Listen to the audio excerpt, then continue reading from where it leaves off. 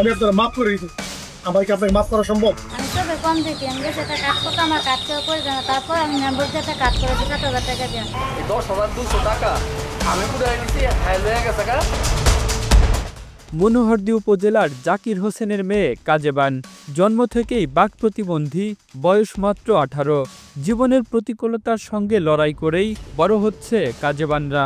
একই পাড়ার আরও 3 প্রতিবন্ধী হাজেরা, ইয়াসিন ও সালমা, তাদের সবারই একই অভিযোগ, সরকারি প্রতিবন্ধী ভাতার কার্ড পেতেও গুনতে হচ্ছে মোটা অঙ্কের ঘুষ। আমার ছেলে বাক প্রতিবন্ধী, কাজ করার জন্য মেম্বারের কাছে চেয়ারম্যানের কাছে ভর্তি করে বলছে যে মেম্বারের কাছে যেতে, মেম্বারের কাছে গেছি, পরে 5,000 টাকা দিতে, পরে অনেক কাট করে দিছে, একবার ভাতা পাইছি। প্রতিবন্ধী কার্ড, আইডি সাইডি, বই সই এগুলি সবই দিয়েছি। পরে মনোহরদী গেছি, মনোহরদী পাইলট থেকে 1 বছর আগে একটা কার্ড দিয়েছে, কইছে 30,000 টাকা 3 মাস পরে পরে পাইব। আজকে 1 বছর হয়েছে, আমরা 1 টাকাও পাই না।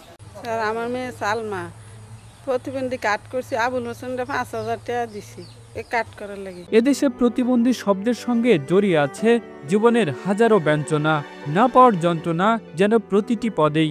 সমাজের অবহেলিত এই অংশকে সহায়তা দিতে সরকার প্রতিবন্ধী ভাতা ব্যবস্থা করেছেন, আর সেই ভাতার কার্ড পেতেই দিতে হচ্ছে 5 থেকে 7,000 টাকা ঘুষ। এমনই অভিযোগ ভুক্তভোগীদের। কাজেবান আমার ভাতিজি, সে শারীরিক প্রতিবন্ধী। তাকে এই প্রতিবন্ধী কার্ড করার জন্য যখন প্রথম কার্ড করে, তখন ওই প্রতিবন্ধী অফিসে যিনি চাকরি করে তাকে 5,000 টাকা ঘুষ দিয়েছে। আবুল হোসেন সমাজসেবা অফিসে কাজ করে, তো এই প্রতিবন্ধী কার্ড করার জন্য তাকে 5,000 টাকা দেওয়া হয়েছে। সরকার বিচার করব, আর আমরা এই প্রতিবন্ধীদের অধিকার চাই। মনোহরদীতে প্রতিবন্ধীদের জন্য গড়ে ওঠা বিশেষ বিদ্যালয়গুলোও এখন রীতিমতো বাণিজ্যিক ফাঁদ। শুরুতে যাত্রা হলেও কিছুদিনের মধ্যেই বিদ্যালয়গুলো হারিয়েছে কার্যকারিতা। প্রাতিষ্ঠানিক শিক্ষা থেকে বঞ্চিত হচ্ছে অসহায় শিশুরা। সমাজসেবা অফিস থেকেও মেলেনি কোনো সহযোগিতা। আমরা সমাজসেবা অফিসতে কোনো টাকা দান অনুদান কিছুই আমরা পাই না। আমি নিয়োগের সময়কাল থেকে আমি ফ্রিতে পড়াইয়া যাইতেছি। আমি তাইজুদ্দিন ফরাজি, মনোহরদী প্রতিবন্ধী কমপ্লেক্স বিদ্যালয়ের শিক্ষক। এই প্রতিষ্ঠানে 9 সাল থেকে আজ 25 সাল পর্যন্ত আমি অধ্যয়নরত আছি। এই প্রতিষ্ঠানে আমরা উপর থেকে ডিসি অফিস অথবা ডিডি অফিস, সমাজসেবা অফিস থেকে এমন আহামরি কোনো অনুদান পাই নাই যে আমরা স্কুলটা চালাইতে পারবো। সরকার যদি আমাদের প্রতি দৃষ্টি করে তাহলে এই স্কুলটা চালানো আমাদের সম্ভব। স্থানীয়দের অভিযোগ, ঊর্ধ্বতন কর্মকর্তারা পরিদর্শনে এলে হঠাৎ করেই প্রতিবন্ধী শিশুদের এনে বসিয়ে রাখা হতো বিদ্যালয়ে। কাগজে কলমে সবকিছু স্বাভাবিক দেখালেও বাস্তব চিত্র সম্পূর্ণ ভিন্ন। বঞ্চিত হচ্ছে শিক্ষা ও সহায়তার মৌলিক অধিকার থেকে। আমার নাম হাজেরা, আমি একটা প্রতিবন্ধী, আমি চোখে কম দেখি। বাতা ভাই স্কুলে প্রতিবন্ধী স্কুলটায় নেটি করি, বড় বড় চার্জের সময় এর সময় নেটি নিয়ে গেলে আমরা বসায় রাখবো, টাকা পয়সা তারা কোনো পড়াশোনা করায় তাই নেয় আর আনে। তাই বা প্রতিবন্ধী, তাই বা আম্মু হয়, তাই বা প্রতিবন্ধী স্কুলে ভর্তি করেছিলাম। পরে তাইবারে বলেছি যে তাইবার যা খরচ মর্চ আছে সব কিছু হয় সরকার দিবে। পরে আমরা 2-3 বছর ঘুরাই আনছি, 2 টাকাও পাই না। এখন স্কুল 2-3 বছর ধরে বন্ধ হয়ে গেছে। ভুক্তভোগীদের দাবি, স্থানীয় জনপ্রতিনিধি ও সমাজসেবা ইউনিয়ন কর্মকর্তাদের সহযোগিতায় প্রতিবন্ধীদের কাছ থেকে মাথাপিছু আদায় করা হয়েছে 5 থেকে 7,000 টাকা। তাদের অভিযোগ, গোতাশিয়া ও দৌলতপুর ইউনিয়নের সমাজসেবা কর্মী আবুল হোসেনই এসব অর্থ নিয়েছেন। অ্যাক্সিডেন্টে ঠ্যাং ভাঙ্গা পুঙ্গু হয়ে গেছে, পুঙ্গু হওয়ার পরে নুরসান, আমরা ডাকি আরে নুরসান, মানুষ এমনি আবুল হোসেনও ডাকে।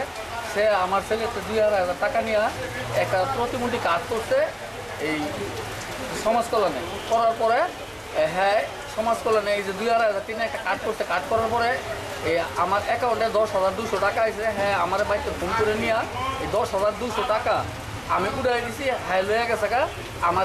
আমার মোবাইলে 100 টাকা দিছে, আর আমার একটা 7-up খাওয়াইছে। অভিযুক্ত সমাজসেবা কর্মী আবুল হোসেন ঘুষ নেওয়ার পর সাংবাদিককে ম্যানেজ করতে এসে ধরা পড়েন। আমি আপনারা মাফ করে দিচ্ছি। আমার কি আপনাকে মাফ করা সম্ভব? আমি কি আপনাকে মাফ করতে পারি? প্রতিবন্ধী 8 থেকে 10 জন লোক আপনার যদি বক্তব্য দিছে আপনি তাদের কাছে টাকা নিচ্ছেন, যে ব্যক্তি প্রতিবন্ধী টাকা মেরে খায়, রাষ্ট্র বলেন সরকার বলেন, তার কি বিচার হওয়া দরকার? মানে আমি আপনাকে মাফ করার এখতিয়ার রাখি বলেন? আপনাকে ক্ষমা করার অনেক এখতিয়ার আছে। আমি সাংবাদিক, আমি গণমাধ্যম কর্মী, আমি তথ্য অনুযায়ী নিউজ করবো, প্রশাসন তার অ্যাকশন নিবে। প্রশাসন আপনার কি বিচার করছে প্রশাসন জানে। মানে আমি তো আপনাকে মাফ করার কোনো এখতিয়ার নেই। এই 3 বাচ্চাদেরকে মাফ করবে কি? যে এই 3 বাচ্চারা আমাদের কাছে কাইন্দা কাইন্দা বলছে ভাই আমরা গরিব মানুষ, শুধু 5,000 টাকা নিচ্ছি, এবং আপনার এলাকার স্থানীয় একজন লোক, আপনারই সমতুল্য একজন বন্ধু বলছে যে 12,000 টাকা তার মোবাইলে আসছে, আপনি 11,900 টাকা তুলে নিয়ে গেছেন, তাকে 100 টাকা দিচ্ছেন, 7 লাখ টাকা। এগুলি কি কোনো মানুষের দ্বারা সম্ভব?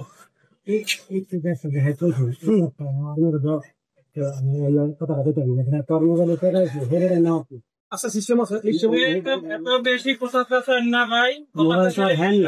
আপনাকে মাফ করার বা কোনো রিকোয়েস্ট অনুরোধ রাখার কোনো ক্ষমতা আমার কাছে নাই। আপনি আসছেন, ধন্যবাদ করে চলে যান। আমার কাছে করতে দেন, আমার তো সুযোগ ব্যক্তি করা।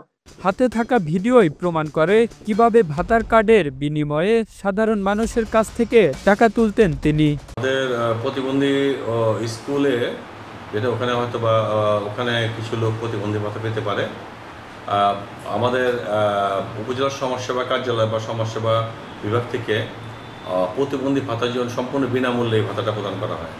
আপনাদের এই ব্যাপারে যদি কোনো অভিযোগ পাওয়া যায় তাহলে অবশ্যই আমরা সুনির্দিষ্ট অভিযোগের প্রেক্ষিতে এই ব্যবস্থা গ্রহণ করব। প্রতিবন্ধীদের জন্য সরকারের বরাদ্দ থাকা সত্ত্বেও ঘুষের এই অমানবিক চক্রের কাছে হার মানছে তাদের স্বপ্ন, অধিকার আর শিক্ষা। প্রশ্ন একটাই, কবে বন্ধ হবে এই শোষণ?